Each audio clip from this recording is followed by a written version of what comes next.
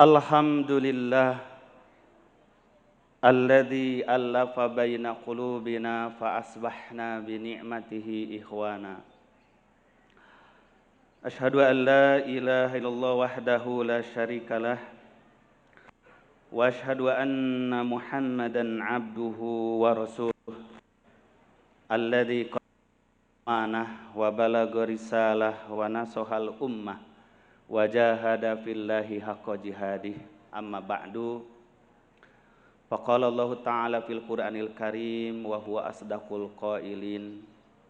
A'udzu billahi minasy syaithanir rajim. Ma ja'alallahu lirajulin min qalbayni fi jawfihi wa ma ja'ala azwajakumul la'i tudahiruna minhunna ummahatikum wa ma ja'ala ad'iyaakum abna'akum dzalikum qaulukum bi afwahikum wallahu yaqulul haqqa wa huwa yahdis sabil. Wa qala Rasulullah sallallahu alaihi wasallam ittaqillaha haitsuma kunta wa atbi'is sayyi'atal hasanah tamhuha wa khaliqin nas bihulukin hasanin. Bapak Ibu para jamaah sidang ta'lim rahimakumullah. Puji syukur alhamdulillah di pagi hari ini kita diberikan nikmat karunia oleh Allah Subhanahu wa taala, cuaca yang cerah, kesehatan, keafiatan, keistiqomahan kita di dalam melaksanakan sebahagian dari tuntunan-tuntunan ajaran Islam, di antaranya melalui kajian rutin di pagi hari ini. Semoga kita semuanya dalam keadaan sehat walafiat. Daramang Ibu Sadayana, alhamdulillah. Bapak-bapak Daramang, alhamdulillah. Mudah-mudahan kesehatan, keafiatan terus Allah curahkan kepada kita semua. Memanfaatkan waktu yang baik ini, saya ingin kita mempelajari 1-2 ayat sebagai bahan kajian kita untuk menjadi pegangan ilmu yang dapat kita ambil melalui kajian Ahad pagi ini.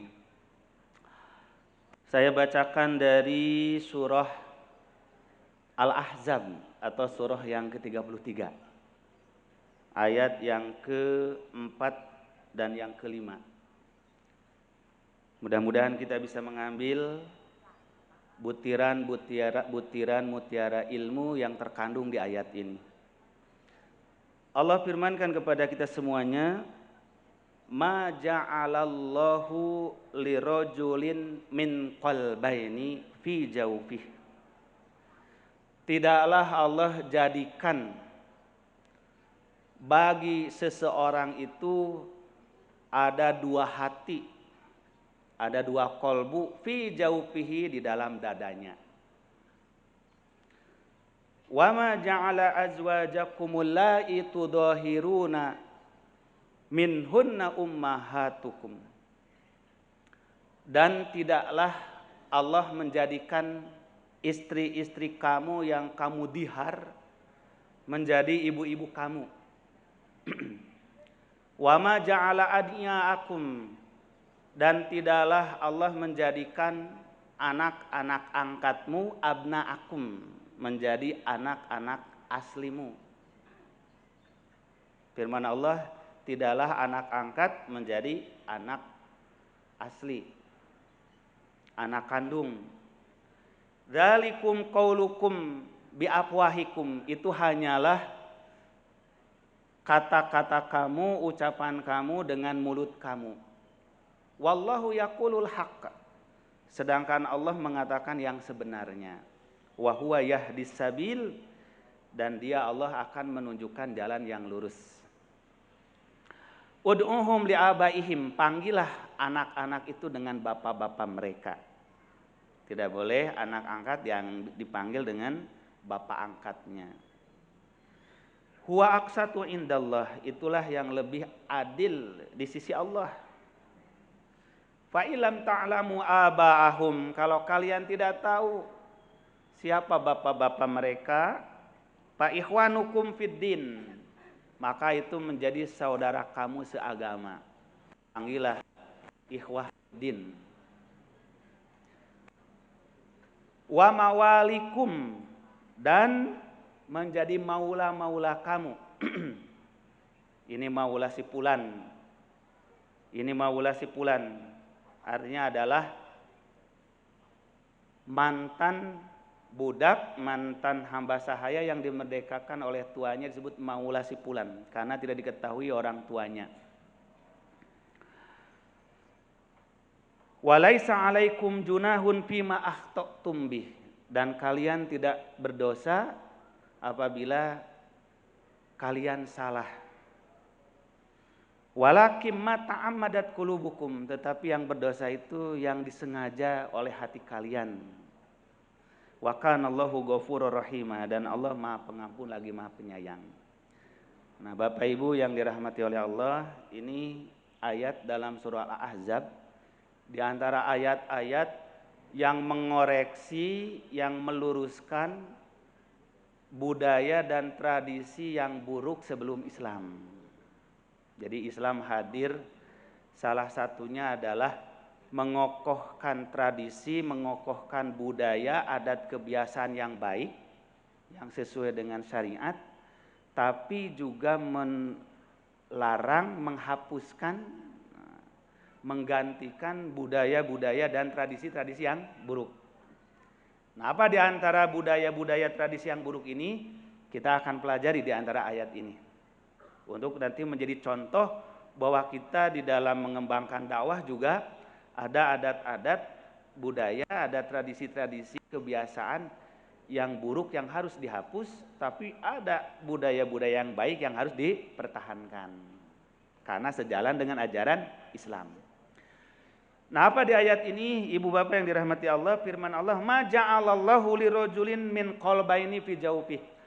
Allah tidak pernah menjadikan pada seseorang itu di dadanya ada dua hati. Nah, para mufasir berbeda pendapat apa yang dimaksud Allah tidak pernah menjadikan di dada seseorang dua kolbu. Pertama, ada yang menafsirkan dahulu sebelum datangnya ajaran Islam di bawah Rasulullah, ada seorang bangsa Quraisy yang sangat cerdas, sangat kuat sekali hafalannya itu. Sehingga apa saja yang didengar, dia itu mengingatnya, menghafalnya sama persis walaupun sudah bertahun-tahun. Sampai orang-orang di masa itu menyebutnya adalah Dzul Qalbaini. Ini orang yang punya dua hati. Jadi orang yang sangat kuat hafalannya, kuat ingatannya, seolah-olah dia punya dua kolbu untuk menyimpan segala yang dia dengar. Para ahli sejarah menyebutkan nama orang inilah Jamil bin Ma'mar Al-Fihri. Jamil bin Ma'mar. Jamil itu artinya orang yang ganteng, yang tampan. Orangnya tampan, dari suku Al-Fihri. Dia itu kuat sekali hafalannya. Nah, maka mereka mengatakan, kalaupun pantas yang jadi nabi, harusnya ini nih, Sidul Qalbaini bukan Muhammad. Nah, gitu. Jadi mereka mencela Nabi Muhammad. Karena dianggap Nabi Muhammad tidak lebih cerdas, tidak lebih kuat hafalan dibanding Jamil bin Ma'mar Al-Fihri ini. Sehingga digelari dia menjadi Dzul Qalbaini, orang yang punya dua hati. Nah, kalau dalam mana ini berarti orang yang punya dua hati itu pujian, orang yang hafalan kuat. Tapi sebagian lagi mufasir mengartikan orang yang punya dua hati di sini justru dah celaan kepada Nabi Muhammad, kata lain dari munafik gitu. Kalau ke sini ngomongnya begini, ke sini ngomongnya begini. Dulu Muhammad ngomongnya begini, sekarang ngomongnya begitu kata mereka. Dulu dia mengikuti agama nenek moyangnya. Kenapa sekarang jadi bawa agama baru? Dulu pahamnya begini, sekarang jadi bawa paham baru. Padahal bukan paham baru, baru paham. Terus tuh. Persis bawa paham baru enggak? Enggak. yang ada orang baru paham. Nah, Nabi Muhammad dulu dituduh begitu. Padahal Nabi tidak pernah membawa agama baru, tidak pernah membawa paham baru. Yang dibawa Rasulullah adalah paham para rasul, agama para nabi. Makanya Rasul mengatakan, diperintah oleh Allah, "Qul ma kuntu bid'am minar rusul." Katakan oleh Muhammad, aku ini bukan rasul bid'ah gitu. Ma kuntu bid'am minar rusul. Aku bukanlah seorang yang baru dari Rasul. Makanya Rasul itu bukan bid'ah. Kata Nabi Muhammad, aku bukan Rasul bid'ah, artinya bukan Rasul yang ngada-ngada, yang baru. Aku ini pelanjut para Rasul yang lain. Nah, maka kata orang-orang munafik, Muhammad mah hatinya dua. Nah, karena orang-orang munafik disebut dua wajah, dul wajahain. Orang munafik punya dua wajah. Ke orang mukmin ngaku mukmin, ke orang kafir mengaku kafir. Wa idza laqul ladina amanu qalu amanna. Kalau bertemu orang mukmin mengakunya beriman. Ini satu wajah. Wa idza khalau ila syayatinihim qalu inna ma'akum. Kalau ketemu teman-temannya mengatakan kami teman kamu. Ila syayatinihim, ke setan-setan mereka. Nah, ini menunjukkan boleh menyebut setan kepada pemuka-pemuka kejahatan. Al-Qur'an menyebut wa idza khalau ila syayatinihim. Kalau orang munafik kembali ke setan-setan mereka. Siapa setan mereka itu? Apakah setan bangsa jin? Nggak mungkin orang munafik ngobrol sama jin. Tapi setan di situ mah apa?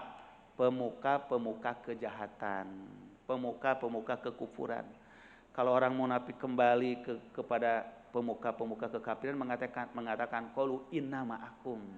Aku ini teman kamu. Innama nahnu mustahzi'un.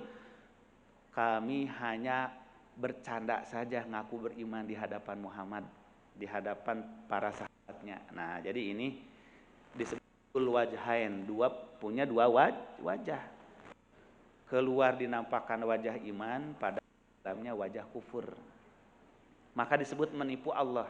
Yukhadi'unallaha wa huwa khadi'uhum. Mereka menipu Allah padahal menipu dirinya sendiri. Nah, maka mereka pun ke Nabi Muhammad mengatakan, Muhammad mah punya dua hati. Kalau ditanya begini, jawabannya gini. Kalau nanya orang ini begini. Nah, karena memang terkadang Rasulullah menjawab itu beda, bukan plin-plan, tapi memang beda yang nanya dan beda konteksnya. Itu menunjukkan orang yang sangat paham psikologi. Tidak boleh ibu bapak yang bertanya anak TK, yang bertanya nenek-nenek umpamanya punten, atau kakek-kakek, jawabannya sama, harus beda. Yang bertanyanya pemuda, yang bertanyanya sepuh, orang tua. Rasul beda ngejawabnya. Ada pemuda datang ke Rasulullah, wahai Rasulullah, saya baru menikah, datang bulan Ramadan. Terkadang saya ingin mencium istri saya mencium saya. Bolehkah suami istri berciuman di bulan Ramadan? Kata Nabi, jangan Bu. Jangan Bu. Kata Nabi, jangan. Jagalah, kata Nabi, puasamu. Tapi di suatu waktu yang lain datang lagi orang bertanya, wahai Rasulullah, terkadang istri saya suka manja lagi Ramadan, mencium saya, memeluk saya, boleh enggak? Kata Nabi, boleh. Tuh. Kenapa yang tadi enggak boleh, yang kedua boleh? Ada beda yang nanyanya tuh. Yang pertamanya yang nanyanya anak muda, baru menikah lagi bulan Ramadan. Yang kedua mah yang nanyanya nini. Yang kedua mah nanyanya bapak-bapak. Lah bolehlah, kata Nabi, kamu mah boro-boro di bulan Ramadan, di luar Ramadan dia udah nggak bisa apa-apa. Jadi Nabi nggak khawatir, kan gitu. Bukan Nabi pelin-pelan, tapi melihat yang bertanya dan melihat kenapa dilarang dan kenapa nggak dilarang. Yang dilarangnya bukan masalah menciumnya, memeluknya, tetapi adalah kekhawatiran lanjutan dari itu, yaitu terjerumus melanggar bulan Ramadan. Itulah cara Nabi. Bukan Nabi punya dua hati jadi pelin-pelan. Ada datang sahabat yang lain bertanya pada Rasulullah, ya Rasulullah, Ayul islami afdol, wahai Rasulullah, Islam yang bagaimana yang paling utama? Rasulullah melihat orang itu. Kata Nabi, al-imanu billah, summal jihadu fi sabilillah. Kata Rasulullah, berislam yang terbaik pertama iman dulu, karena tidak akan ada Islam tanpa iman Allah. Setelah beriman, berjihad, itu yang paling baik. Datang lagi yang lain bertanya ke Rasulullah, ya Rasulullah, ayul islami afdol, wahai Rasulullah, Islam yang bagaimana yang paling utama? Kata Nabi, tut'imut ta'am wa taqra'us salam alaman arabta wa alaman ta'rif. Islam yang terbaik itu kamu banyak berbagi makanan ke fakir miskin. Lalu kamu banyak mengucapkan salam kepada orang yang engkau kenal maupun yang tidak kenal. Datang lagi yang lain bertanya ke Rasulullah, ya Rasulullah, ayul islami afdol, Islam mana yang paling utama? Kata Rasulullah, setelah iman kepada Allah, birrul walidain, berbuat baik pada ibu bapamu. Suma jihad fisabilillah, lalu berjihad. Suma engkau haji ke Baitullah, itu amal yang terbaik. Kenapa Rasulullah berbeda-beda menjawab urutan kepada orang itu? Karena beda yang bertanya. Ketika yang datang bertanya gagah gitu, badannya tegap, ya mungkin seperti Pak Ustadz Teddy kalau di sini kan bergaduh. Datang ke Rasulullah, apa Islam yang paling utama? Kata Rasulullah, setelah beriman jihad kamu mah, kan orangnya tegap. Wah, kalau jadi prajurit bagus kan gitu. Jihad fisabilillah. Tapi ketika yang datang ini orang kaya tapi pelit. Orang kaya tapi pelit. Maka kata Nabi, Islam yang terbaik itu kamu banyak sedekah. Kamu banyak sedekah, karena yang nanyanya orang pelit. Setelah banyak sedekah, kamu banyak ngucapin salam, karena dia pelit juga ngucapin salam. Pelit sedekah, pelit salam. Salamnya itu kepada temannya saja, kepada yang bukan teman nggak mau salam. Maka kata Nabi, wa taqra'us salam alaman arafta wa alaman lam ta'rif. Ucapkan salam, jangan pilih-pilih yang kau kenal atau yang kau kenal. Karena orang ini pelit sekali bertegur sapa. Tetapi yang datang lagi orang lain yang kurang baik pada orang tuanya. Maka Rasul mengatakan setelah iman kepada Allah, engkau harus banyak berbuat baik pada ibu bapamu. Itulah. Nah, orang-orang munafik menjadikan cara Nabi begitu dianggap, wah Muhammad mah pelin-pelan. Punya dua hati, ke sini ngomongnya gini. Ini menurut sebagian mufasir. Itu celaan ke Rasulullah. Nah, yang ketiga, para mufasir mengartikan, oh bukan itu maksudnya. Tapi maksudnya Allah tidak menjadikan di dada seseorang dua hati, yaitu tidak akan pernah bersatu antara kufur dengan iman. Nah, ini penafsiran ketiga. Tidak akan pernah bersatu antara cinta dengan benci. Tidak akan pernah bersatu antara tauhid dengan syirik. Karena tauhid tidak bisa disatukan dengan syirik, syirik tidak bisa disatukan dengan tauhid, kufur tidak bisa disatukan dengan iman, iman tidak bisa disatukan dengan kufur. Maka firman Allah, siapa yang cinta kepada iman, kepada Allah dan Rasul, pasti benci pada kekufuran. Nah, para mufasir mengabungkan dengan ayat, walakinnallaha habbaba ilaikumul imana wa zayyanahu fi qulubikum wa karraha ilaikumul kufra wal fusuqa wal isyan ulaika humur rasyidun. Kalau Allah sudah mencintakan seseorang hatinya kepada iman, maka iman itu akan dijadikan indah di dalam hatinya. Subhanallah. Jadi nikmatnya kita beriman, Bapak sekalian, nikmatnya kita berislam, kalau beriman berislam itu sudah dengan rasa cinta. Bukan dengan rasa terpaksa. Ya terpaksa we atuh orang kan lahir di keluarga muslim, masa jadi keluar dari Islam? Nah, itu mah keislamannya merasa karena warisan, bukan karena kecintaan. Tidak akan menjadi kenikmatan. Tapi yang akan jadi kenikmatan dan keindahan itu, walakinnallaha habbaba ilaikumul iman wa zayyanahu fi qulubikum. Maka ketika iman telah dicintai dalam hati, jadi indah dalam hidup, maka otomatis akan benci pada kekufuran. Wa karroha ilaikumul kufra wal fusuqa wal isyan Ulaika humur rasyidun, itulah yang sebenar-benar mendapat petunjuk. Ketika iman telah tertanam, sunnah telah tertanam, benci pada kufur, benci kepada maksiat, benci kepada kebid'ahan, benci kepada penyelewengan. Nah itu sudah sunatullah. Nah maka firman Allah, tidaklah aku jadikan pada seseorang itu dua hati di dadanya. Mestilah dia itu memilih, mau memilih jalan kekufuran atau jalan keimanan. Maka firman Allah, la ikraha fiddin qad tabayyana rusdu minal ghoi. Telah jelas kebenaran dari kesesatan. Mau memilih benar atau memilih sesat. Paman syaa falyu'min wa man syaa falyakfur. Yang mau iman, imanlah dengan benar. Mau kafir, kafir yang benar. Emang ada kafir yang benar? Maksudnya kafir sebenarnya. Ulah tanggung gitu. Kafir tapi ngaku mukmin, menyebabkan orang mukmin jadi terperdaya, itu namanya munafik. Tapi kalau jelas kekafirannya, jelas musuh Islamnya, nah gitu. Nah maka dikaitkan dengan ayat ini berikutnya, wa ma ja'ala azwajakumul lati tudahiruna minhunna ummahatikum. Sebagaimana Allah tidak menjadikan istri-istrimu yang kamu panggil jadi ibu, benar-benar jadi ibu, nggak mungkin istri jadi ibu. Sebagaimana ibu tidak bisa jadi istri. Lah, kenapa ada istilah ini? Ini disebut budaya masa jahiliyah, Bu.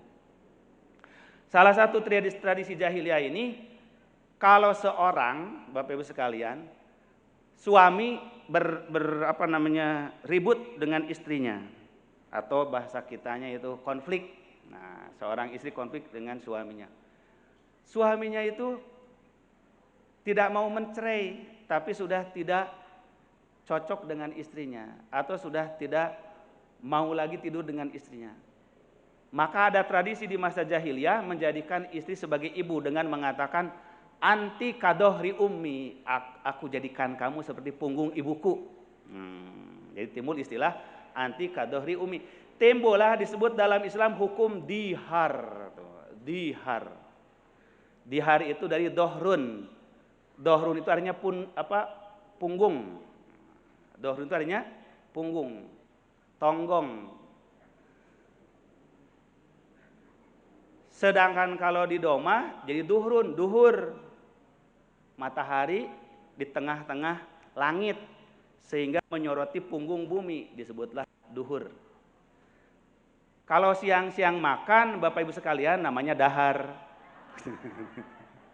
Eta mah dipatah gitu. Makanya dahar dulu, duhur dulu kan gitu. Jadi akhirnya ad-duhru qobla dahri atau ad-dahri qobla duhri. Dahar dulu sebelum duhur atau duhur sebelum dahar. Kan gitu. Timbullah istilah dihar. Dihar itu artinya menjadikan istri sebagai punggung. Kenapa istri sebagai punggung? Karena kalau tidur punggung-punggungan. Tidak mau hadap-hadapan. Berpunggung-punggungan. Artinya apa? Artinya dia mengharamkan istrinya untuk tidur bersama. Tuh, ada tradisi begitu. Kata suaminya, anti kadohri umi, ya sudah kamu jadikan sebagai punggung ibuku. Artinya aku haram bergaul dengan kamu, tapi tidak diceraikan. Nah, inilah jadi penderitaan bagi kaum wanita. Kalau istilah bahasa Sundanya mah dicangcang teu diparaban. Diabur teu diawuran gitu. Dikungkung teu diawuran. Dicangcang teu diparaban. Aduh, orang Sunda tuh pinter pisan. Dicangcang tapi teu diparaban. Atuh embe teh paeh. Dikungkung teu diawuran, atuh dombana paeh oge. Atau hayamna paeh. Eta teh dosa besar kata Rasulullah, mengungkung teu diawuran, mencangcang teu diparaban. Itu dosa besar. Kata Rasulullah, dakholatil mar'atu fi hirrotin. Ada seorang wanita masuk neraka gara-gara seekor kucing tuh, Bu, ada. Ternyata ketika ditanya, kenapa Rasulullah seorang ibu masuk neraka karena kucing? Karena ada kucing nyolong dengdeng, nah ada kucing mencuri dengdeng kere, marah si ibu itu ditangkap, dikurung, teu diparaban, kapaeh eta kucing, tuh masuk neraka kata Rasulullah. Dakhalatil mar'atu annaro pihiratin. Ada seorang wanita masuk neraka gara-gara seekor kucing. Eta kucing saha Ustad dugikeun ka mun paeh nu maehanana masuk neraka. Berarti eta kucingnya soleh pisan. Nah, jadi tradisi mengungkung teu di awuran, mencangcang teu di paraban tuh dilakukan orang jahiliyah ke istrinya yang dianggap sudah tidak menyenangkan lagi. Maka timbullah istilah mereka dihar, banyaklah wanita-wanita yang menderita statusnya sebagai istri tapi tidak diperlakukan hak-haknya sebagai istri. Hanya disuruh nyuci, disuruh pelayan di rumah, tapi dia punya istri lagi yang lain untuk melayani batin dia. Nah, hanya untuk ngurusin anak, ngurusin rumah, melayani makan minum suaminya. Yang menderita siapa? Wanita. Maka oleh Islam tradisi ini dihapus. Nah, cara menghapusnya gimana? Timbul kejadian dulu. Itulah cara Islam menyelesaikan masalah, memberi solusi. Sampai ada kejadian wanita telah masuk Islam, yaitu didihar oleh suaminya. Nah, di dalam Al-Quran ini Bapak Ibu sekalian, kisah di hari ini disebutkan di dalam surah Al-Mujadilah. Nah, Al-Mujadilah itu ada seorang namanya Haulah binti Sa'labah. Haulah binti Sa'labah. Haulah binti Sa'labah ini datang kepada Rasulullah mengadukan suaminya yang mendihar, menganggap dia sebagai ibu. Diriwayatkan dari Siti Aisyah radhiyallahu anha, kata Siti Aisyah, tabarakalladzi au asam'uhu kullasyai'in. Maha berkah Allah yang maha mendengar segala yang diperkatakan oleh makhluknya. Inilah asma'u kalami Haulah binti Sa'labah wa yahfa alayya ba'dahu wa hiya tastaki zaujaha ila Rasulillah. Kata Aisyah, sungguh aku pernah mendengar seorang wanita mengadu ke Rasulullah tentang perlakuan suaminya yang zolim, yaitu namanya Haulah binti Sa'labah. Ia berkata, ya Rasulullah, akala syababi wa nasarat lahu batni hatta idza kaburat sinni wan qata'a waladi doharo minni. Wahai Rasulullah, dulu mah aku lagi gadis teh cantik, langsing. Begitu aku dinikah oleh suamiku, lalu punya anak, aku jadi gembrot seperti ini. Dari langsing jadi langseng. Yang salah kan bukan saya, suami saya. Kenapa membuat saya jadi begini? Tapi kata Haulah ini, giliran saya sudah begini, sudah tidak cantik lagi, sudah tidak langsing lagi, enak saja suamiku bilang kepadaku, udahlah kamu mah nggak pantas jadi istri, pantasnya jadi ibu. Gitu, jadi saya, jadi ibu saya. Maka dia mendihar aku. Nah, mendihar aku. Kemudian hatta idza kaburat sini wan qata wal doharo mini Allahumma ini asku ilaika. Ya Allah, aku mengadukan perlakuan suamiku kepadaku itu. Enak saja, sudah langsing begini ditinggalin. Giliran lagi langsing gadis, aku dipinangnya, diuber-ubernya. Setelah aku begini, punya melahirkan anak-anaknya, aku diabaikan. Maka kata wanita ini, ya Allah, aku adukan kezaliman suamiku kepada engkau. Maka Rasulullah terdiam, tidak menjawab. Diam saja beliau tuh. Karena itu tradisi kebiasaan jahiliyah. Maka kata Siti Aisyah, tiba-tiba Rasulullah bergetar menerima wahyu. Turunlah wahyu dari Allah.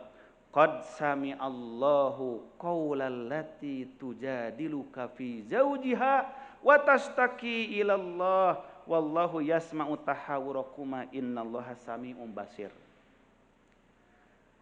Sungguh Allah telah mendengar seorang wanita yang mengadukan kepada engkau Muhammad tentang suaminya.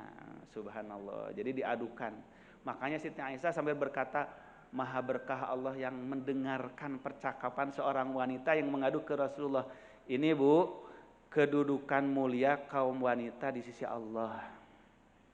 Sampai keluhannya, pengaduannya langsung direspon oleh wahyu. Subhanallah. Itulah kebanggaan kaum wanita dalam Islam. Bahwa mereka mengadu kepada Rasulullah langsung dijawab oleh wahyu. Coba kalau sengaja sekarang mengadu Bu, ke siapa? Mengadu pasti ke Komnas HAM. Betul nggak? Ibu-ibu ngadu kemana? Ke Komnas Perempuan. Mengadukan. Nggak bakal nerima wahyu. Paling disuruh minta cerai. Atau kalau tidak ngajak suaminya digugat. Ngajak suaminya diadukan ke pengadilan. Atau suaminya di penjara gara-gara diadukan oleh istrinya. Kalau Allah menjawab tidak, tapi Allah memberikan solusi. Nah, maka turunlah ayat dalam surah Al-Mujadilah ini, alladzina yudahiruna minkum min nisaihim ma hunna ummahatihim. Ini sama dengan ayat tadi Al-Ahzab. Suami-suami yang mengatakan istrinya adalah seperti ibunya, bukan, mereka bukan ibunya. Masa istri jadi ibu? Inilah yang Allah firmankan tadi. Tidak mungkin Allah menjadikan di dada seseorang dua hati. Ya istri, ya juga ibu. Ya ibu istri nggak mungkin. Ya istri, ibu. Maka firman Allah, in ummahatuhum illallai waladnahum. Ya ibu itu yang melahirkan. Nah itu prinsip Islam. Jadi kalau ada orang berebut siapa ibunya, lihat siapa yang melahirkannya. Karena ada ibu yang melahirkan, ada ibu yang menyusui saja, ada ibu sekarang ini bahkan bibitnya saja. Kalau dulu mah hanya dua, ibu yang melahirkan dan mengandung tentunya Bu ya. Kalau melahirkan harus mas mengandung, masa ujung-ujung melahirkan dan mengandung heula. In ummahatuhum illalai waladnahum, ibu itu yang melahirkan artinya yang mengandung. Tapi ada ibu yang tidak mengandung, tidak melahirkan tapi menyusui, disebutlah ibu susu. Maka ada hukum sepersusuan. Al-murdi'atu. Nah, jadi ibu yang menyusui. Tetapi sekarang ini ada lagi Bu. Ibu yang mengandung dan melahirkan, ibu yang menyusui, ibu yang punya bibit ada. Tapi tidak mengandung, tidak melahirkan, tidak menyusui, dititipin di orang lain. Nah, ini yang disebut dengan bayi tabung. Ini yang disebut dengan cloning. Bayi tabung ini teknologi sudah lama Bapak sekalian. Jadi bibitnya dari orang lain diambil, kemudian dititipkan ke orang lain. Itu pertama terjadi tahun 80-an menjelang 90. Itu marak di kota-kota dan di negara-negara modern seperti di Jepang, di Eropa, di Amerika. Sebelum datang cloning pada awal tahun 90-an. Cloning lebih canggih lagi dari bayi tabung. Kalau bayi tabung ini Bapak sekalian, spermanya diambil dari laki-laki. Sel telurnya diambil dari perempuan, dari rahim perempuan. Disatukan di luar. Jadi dia nggak berhubungan suami istri, tapi diambil sel sperma laki-laki, diambil sel perempuan, digabungkan, dimasukkan ke tabung, makanya disebut bayi tabung. Tabungnya dari apa Ustadz? Ya dari teknologi yang canggih tuh. Masa dari apa? Dari bambu tabungnya yang bakal jadi. Tabungnya itu inkubator yang diciptakan di laboratorium khusus. Yang diciptakan seperti rahim. Suhunya, keadaannya seperti rahim ibu-ibu. Sehingga disatukan nanti diperiksa, oh sudah terbuahi, sudah tumbuh jadi mudghah atau jadi sel telur yang terbuahi oleh nutfah, oleh sperma, baru dimasukin lagi ke rahim ibu. Nah rahimnya siapa? Siapa saja. Maka terjadi seorang suami istri, karena dia wanita karir, suaminya pengusaha, kalau hamil sibuk, gimana ya hamil sambil sibuk? pengen punya anak tapi tidak ingin meninggalkan karir. Akhirnya dia mencari pembantu dari Indonesia. Setelah jadi pembantu ditanya, mau nggak kamu rahimnya disewa? Maksudnya gimana? Kamu ngandung anak saya. Loh, gimana caranya? Jangan repot, kamu mah nanti tinggal mau ngandung saja. Saya dan suami saya akan menyatukan sel sperma dengan sel telur. Kalau udah jadi, disuntikkan ke rahim kamu. Itu zina bukan ya? Bukan, kamu kan gak diapa-apain sama suami saya. Cuma ngandung saja. Kata dia, berapa saya dibayar? Pokoknya maunya kamu dibayar berapa. Maka dibayarlah sebulan beratus-ratus juta. Karena uangnya di Jepang itu uang apa namanya? Yen. Nah, dibayar dengan jutaan yen. Kalau di Indonesia kan mungkin jadi miliaran. Dikontrak rahimnya Pak, disewa. Jadi disebut penyewaan rahim. Begitu dia hamil, menjadi besar, dia bingung. Dia seorang gadis, tiba-tiba hamil. Jadi ternyata bukan hanya di zaman Siti Maryam. Wanita bisa hamil tanpa suami, tanpa disentuh laki-laki. Sekarang juga bisa. Cuma kalau dulu mah teknologi malaikat Jibril dulu mah. Cukup ditiupkan saja. Sedangkan kalau sekarang mah dengan teknologi buatan manusia, teknologi rekayasa genetik. Dimasukkan. Hamilah dia, setelah masa melahirkan dibawa ke rumah sakit, ditanggung semua biayanya, melahirkan. Pertanyaannya, anak siapa itu? Itu Bu ya, anak sahabu. Anak majikannya atau anak si pembantu? Ini terjadi perdebatan ahli hukum. Ini anak siapa ya jadinya? Nanti yang mau memiliki hak warisnya siapa? Dari ibu yang ngandung atau dari bibitnya? Itu sampai jadi perdebatan hukum. Apalagi ke hukum Islam, timbul pertanyaan, ini warisnya dari mana? Dari pembantunya atau dari ibu bapak pemilik apa? Pemilik bahannya, pemilik benihnya. Nah, maka disitulah mulai para ilmuwan Islam, para fuqaha Islam mulai mengkaji apa hubungan dalam Islam itu yang disebut dengan pernikahan, hubungan suami istri ibu. Maka di ayat inilah menegaskan in ummahatuhum illallai waladnahum. Ibumu itu yang melahirkanmu. Tuh, itu kata kuncinya. Ibunya itu adalah siapa? Yang melahirkan. Walaupun bibitnya punya orang. Ini yang pertama tuh, dikunci oleh Al-Quran. Maka terjadi dialog pertama kali tahun 9 berapa, saya lupa lagi saya Bapak Ibu sekalian, itu di Istiqlal. Yang menghadirkan pakar-pakar ahli rekayasa genetik itu, termasuk dari kedutaan Jepang. Gimana? Di agama mereka, di ilmu mereka nggak ada yang bisa jawab, nggak ada jawabannya. Tapi di Quran, pertama Quran ditegaskan itu kalau terjadi nasabnya tetap ke ibu yang ngandungnya, seperti Isa bin Maryam. Maka dia nggak bisa dinasabkan kepada yang punya benih. Kemudian yang kedua, dalam Islam itu memang diharamkan menanam benih bukan di kebunnya.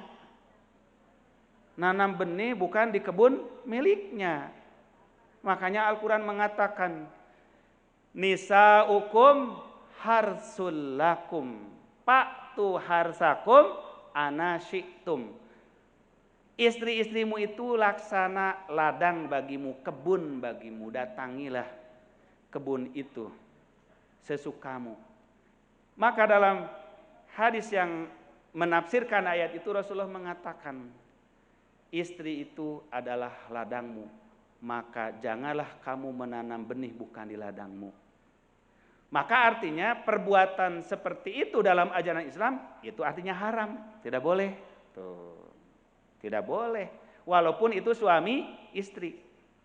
Tapi kalau itu punya suami istri, dititipkan, ditanamkan di istri lagi, boleh enggak? Ya boleh itu istrinya. Nah, maka Indonesia sejak itu membuat undang-undang tentang kesehatan reproduksi. apa hukumnya kalau ada keluarga ingin bayi tabung? Maka dengan fatwa para ulama diarahkan boleh, tapi harus benihnya dari suaminya dan ditanamkannya pun di rahim istrinya. Tuh. Nah, maka Allah Subhanahu wa taala melalui kasus ini Bapak sekalian menghapus tradisi jahiliyah. Kalau seorang suami sampai mendihari istrinya, maka hukumannya kalau dia mau balik lagi ke istrinya, pertama harus berpuasa 2 bulan berturut-turut. Maka sebelum dia balik lagi ke istrinya, dikasih denda, dikasih diat, dikasih hukuman kafaroh. Maka firman Allah, pasyamu syahrayn mutatabi'an, puasa tuh 2 bulan berturut-turut. Kalau dia tidak sanggup, fatahriru raqabatin, bebaskan seorang budak. Kalau dia tidak sanggup juga, maka dia harus memberikan sedekah 60 fakir miskin. Baru dia bisa normal lagi kepada istrinya, balik lagi pada istrinya. Kalau tidak, maka berarti dia mencerai istrinya. Nah, ini untuk menyelamatkan kaum wanita. Maka firman Allah, wa ma ja'ala azwajakumul lati tudahiruna minhunna ummahatikum. Allah tidak akan menjadikan istri-istrimu menjadi ibumu. Status ibu dengan istri 2 hal yang berbeda, mana mungkin bisa disatukan. Sebagaimana Allah tidak pernah menjadikan 2 hati, 2 kolbu di dada seseorang. Subhanallah. Nah, baru berikutnya Allah firmankan hukum yang kedua. Jadi tradisi yang dibuang oleh Islam ini, satu adalah menjadikan istri sebagai ibu dengan sistem dihar. Maka kalau ada yang mendihar, ini nih hukumnya.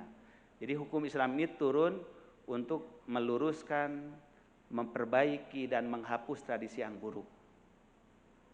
Nah, timbul pertanyaan, di kita juga suka ada Bapak Ibu sekalian memanggil istrinya ibu. Suka ada enggak? Memanggil ibunya umi, memanggil ibunya mama atau emak, ambu, padahal istrinya. Apa itu sama enggak dengan dihar? Nah, sama enggak dengan dihar? Bapak punya manggil ke ibu kesini. Kok manggil istri ibu? Aku bukan ibumu, aku istrimu. Ya atuh dah, istri kesini.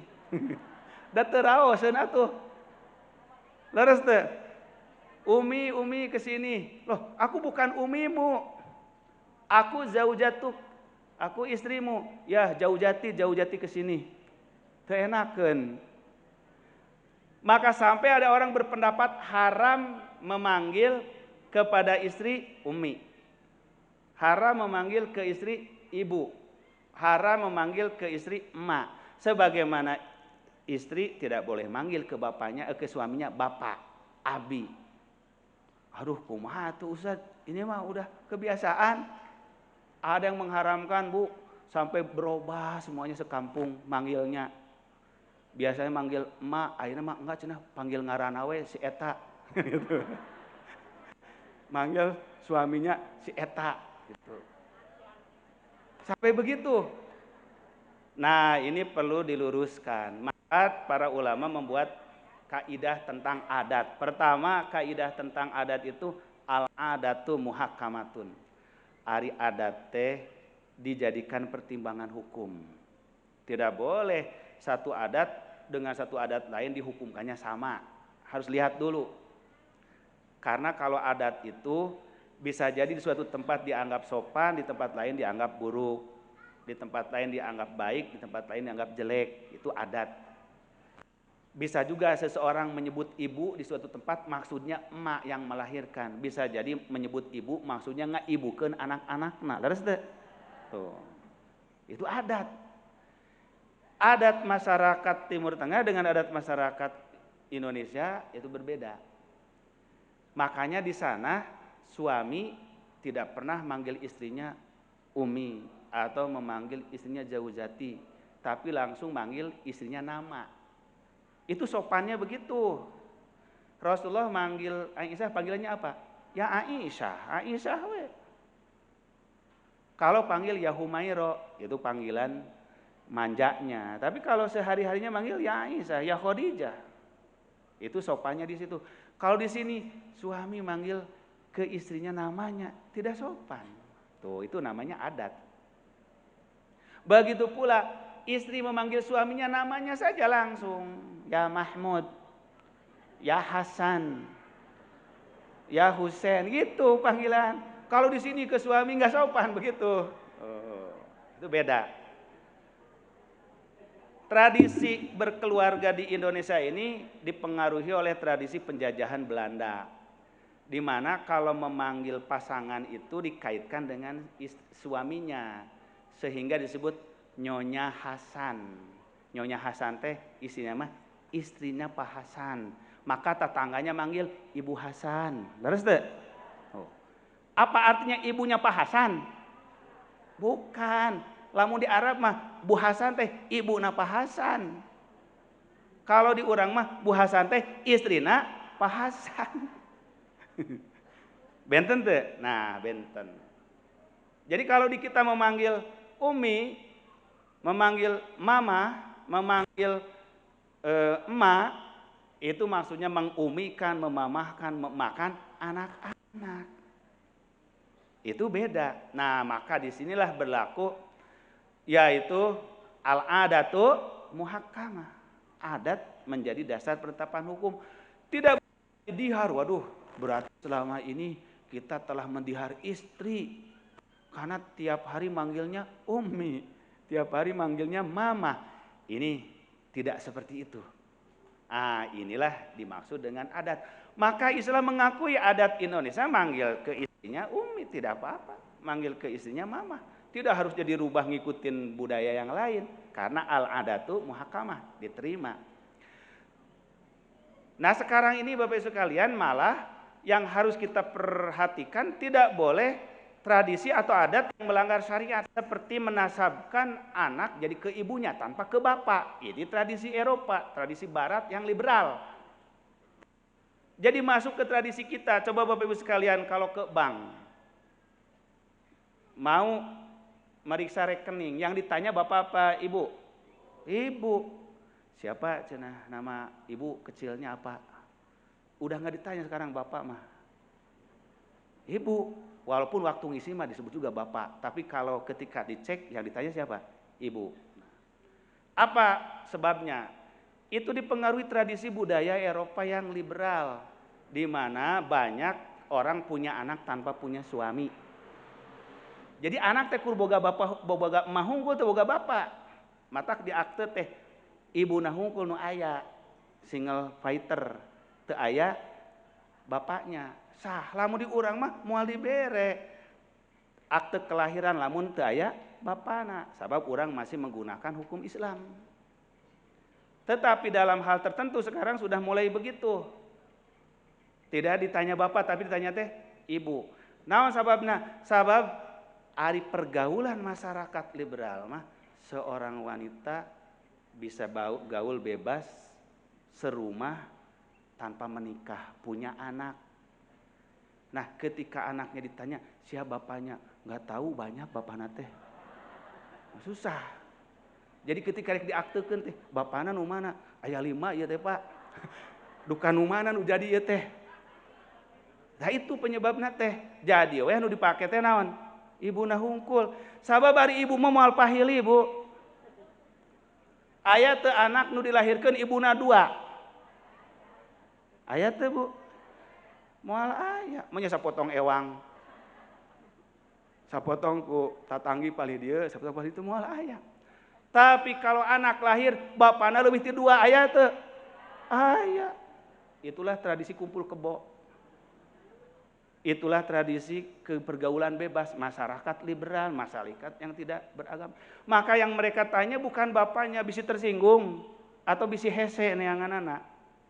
Maka yang ditanya tuh ibunya. Ini yang harus diperbaiki dalam ajaran Islam, nggak boleh. Maka di ayat ini lanjutannya apa? Wa ma ja'ala adniyaakum abnaakum. Dan Allah tidak jadikan anak-anak angkatmu jadi anak-anak kandungmu tuh. Ini terkait dengan tradisi nanti, tradisi kebiasaan jahiliyah anak angkat dijadikan anak kandung. Lalu dihukumkan sama dengan anak kandung, mewarisi, tidak boleh dinikahi mantan istrinya. Dipanggilnya pun dengan panggilan bapak angkatnya. Inilah Allah menegur tradisi jahiliyah termasuk yang diperhatikan Rasulullah. Rasulullah ini memiliki anak angkat, namanya siapa? Zaid bin Harisah, maka dipanggil Zaid bin Muhammad. Jadi ketika Rasulullah menikah dengan Khadijah, Khadijah memiliki seorang hamba sahaya anak kecil, namanya Zaid. Belum baligh lah Zaid ini. Anaknya cerdas, rajin, kemudian taat dan tampan. Nah, Zaid ini. Tapi dalam riwayat lain justru Zaid itu tidak tampan, hanya tegap, karena itu ketika dinikahkan ke Zainab, Zainab nggak suka gitu. Yang jelas beliau ini adalah keturunan bangsawan dari Syam, Zaid ini. Ketika dia sedang bermain dengan teman-temannya, datanglah para perampok ke desanya. Dirampoklah desa itu, diculiklah anak-anaknya, termasuk Zaid diculik. Diculik, dibawa ke ke pasar budak. Jadi zaman dulu tuh ada pasar budak, Bu. Ada pasar onta, pasar kambing, pasar ayam, pasar budak.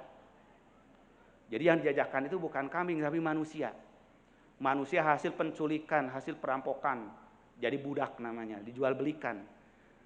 Akhirnya dijual belikan itu Zaid dibelilah oleh pengusaha dari Madinah. Dari Mekah. Dibelilah oleh Khadijah. Siti Khadijah membeli Zaid. Ketika menikah dengan Rasulullah, dihadiahkan ke Rasulullah. Rasulullah, aku hadiahkan budak ini, coba manusia dihadiahkan. Itu zaman dulu.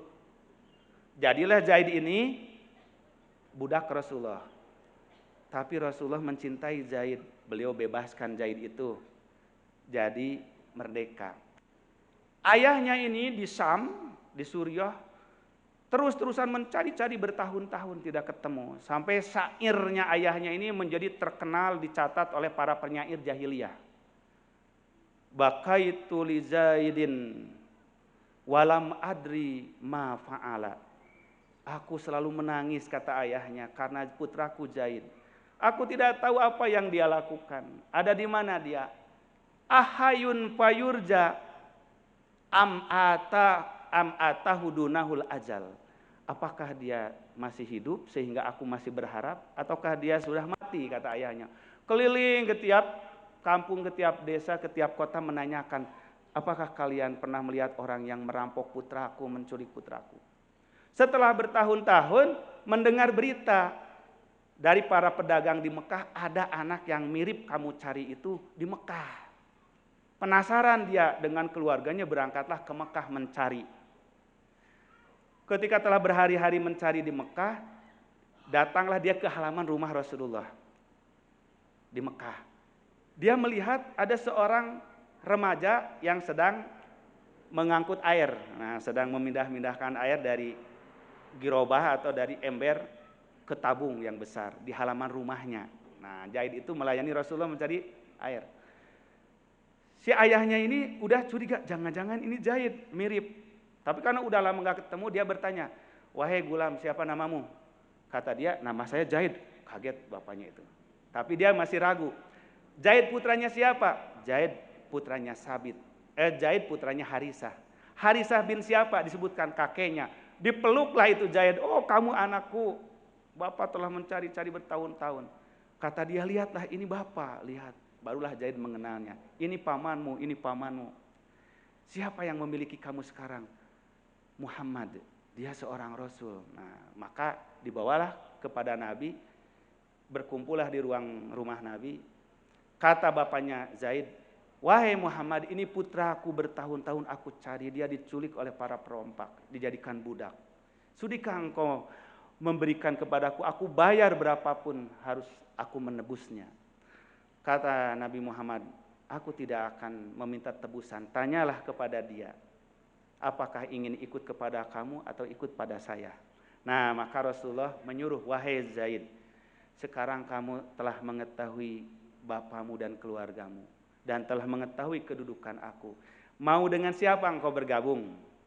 Maka Zaid melihat bapaknya dan saudaranya, melihat Rasulullah. Akhirnya dia mengatakan, Wahai ayah, mohon maaf. Aku memilih bersama Muhammad Rasulullah daripada memilih dengan ayah. Nah, maka akhirnya Zaid memilih bersama Rasulullah. Maka Rasulullah mengatakan, ketahuilah oleh kalian, sejak hari ini Zaid adalah putraku. Aku adalah ayahnya. Maka Zaid adalah Zaid bin Muhammad. Dan Zaid mewarisi aku masih Muhammad. Diumumkan oleh Rasulullah, dia sebagai anak angkat. Itu berlangsung bertahun-tahun sampai turun ayat ini di Madinah. Nah, jadi oleh Allah dibiarkan dulu. Ini menunjukkan merubah tradisi itu nggak gampang. Merubah budaya itu nggak gampang. Bertahap sampai siap dulu. Baru turunlah ayat ini. Maka firman Allah, wa ma ja'ala adniyaakum abnaakum. Aku tidak jadikan, Allah tidak jadikan anak angkatmu seperti anak kandungmu. Nah, maka Allah perintahkan di ayat berikutnya, ud'uhum li'abaihim, panggillah anak itu dengan bapak kandungnya, bukan dengan bapak angkat. Inilah Islam merubah tradisi mengadopsi anak yang tadinya merubah hubungan nasab, tidak boleh, hanya boleh memelihara, mengurus, tapi tidak boleh memutuskan hubungan nasab dengan ayah kandungnya. Bapak Ibu yang dirahmati oleh Allah Subhanahu wa taala, saya kira sudah cukup siang ya, sudah jam 7.14. Ayat ini baru 2 poin kita pelajari ya. Mudah-mudahan dari 2 poin yang baru kita pelajari ini masih banyak ilmu yang terkandung di ayat ini ya, terkait dengan bimbingan tuntunan Al-Quran dalam menata, mengelola, membenahi kehidupan masyarakat muslim, terutama dalam kita merubah adat kebiasaan yang buruk. Namun karena waktu, ya mohon maaf, kita cukupkan sampai di sini dulu 2 poin. Semoga apa yang kita bahas menambah ilmu pengetahuan kita dan menambah kemantapan iman kita, sehingga kita lebih istiqomah di dalam menjalankan tuntunan Al-Quran dan Sunnah Nabi Sallallahu Alaihi Wasallam. Aqulu qouli hadza wa astaghfirullah li wa lakum. Allahu ya'khudhu bi aidina ila ma fihi khairun lil Islam wal muslimin wal afu minkum. Wassalamualaikum warahmatullahi wabarakatuh.